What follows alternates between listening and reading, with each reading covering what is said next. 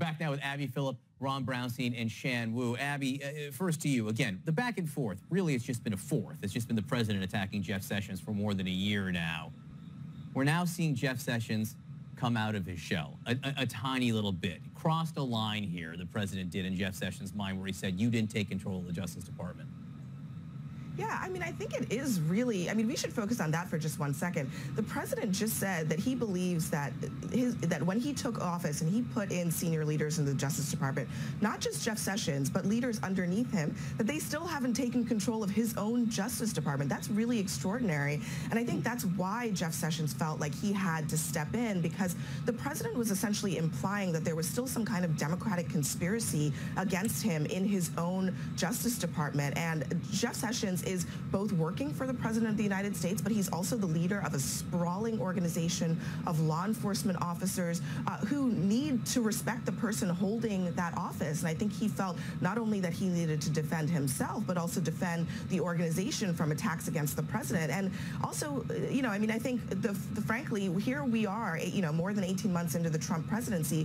What else is Jeff Sessions going to do? I think that he, at some point, realized that, you know, the president is either going to fire him or he's not, and it seems that almost nothing that he says or does is going to change the president's mind about the underlying problems that he has. The president's now getting some, you know, some really important clearance from Congress where they're saying we might be willing to take this up, but only after the election. I think that will make a huge difference in this whole thing. Ron, I keep coming back to the chronology here. Jeff Sessions was not a fortune teller. That he was he was picked by Donald Trump in January. He was confirmed in February. The Russian investigation came to light in March, and Jeff Sessions recused. So the idea based on misleading statements to the Senate, don't forget. I mean, what started it all? Thank you for adding that. But the point is that Donald Trump either thinks that Jeff Sessions knew all of this was going to happen, and I don't know, maybe somehow he knew in December, but he wants Jeff Sessions to have known in January how this would unfold by March.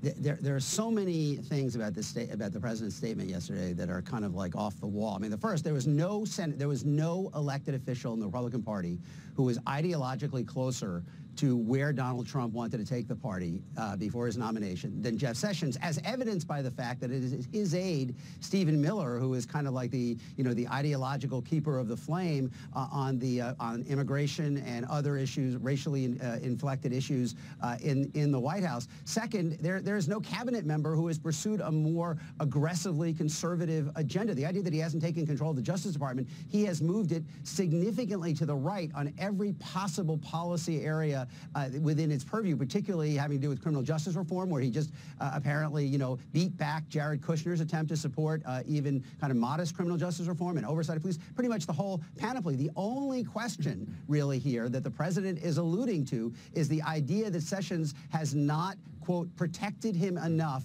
from an inquiry into the Russia investigation, which goes to his view of not only the Attorney General, but I think the entire government as essentially an extension of, you know, kind of the kind of relationships he had at the Trump organization, and kind of denies any independent role for any of them in upholding the law and safeguarding the Constitution. A couple points I want to make here. Number one, the President of the United States is enjoying his executive time this morning. I don't know if he's watching us, but he is engaged now in this debate. He's going after Jeff Sessions once again on Twitter. That's one thing he's saying, you know, thanks Jeff Sessions for saying he won't be improperly influenced by political considerations, and he basically says go investigate Democrats, which is what all the president wants to see the Attorney General do. Shan, the other interesting thing that's happened to this is that you are now starting to see Republican senators who apparently are sick of defending Jeff Sessions, or they're just grown weary of it. Lindsey Graham, who's been, frankly, on many different sides of the Donald Trump saga for the last 3 years, now says maybe Jeff Sessions should go. Listen to what Lindsey Graham says. Clearly, Attorney General Sessions doesn't have the competence of the president.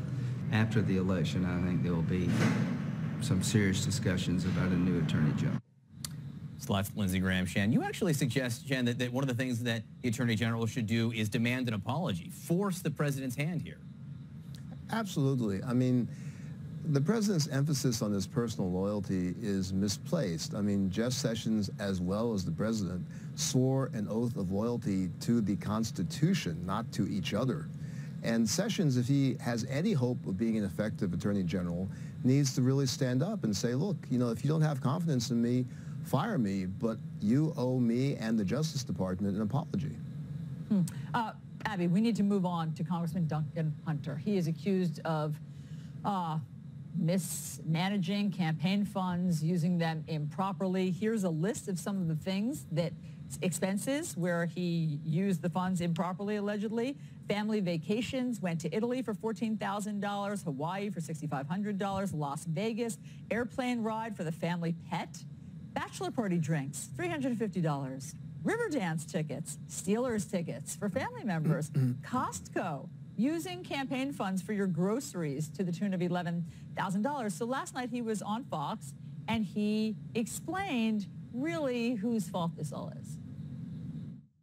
The first time I gave her power of attorney, and she handled my finances throughout my entire military career, and that continued on when I got into Congress, because I'm gone 5 days a week, I'm home for 2. So, and she was also the campaign manager. So whatever she did on that, that'll be looked at too, I'm sure.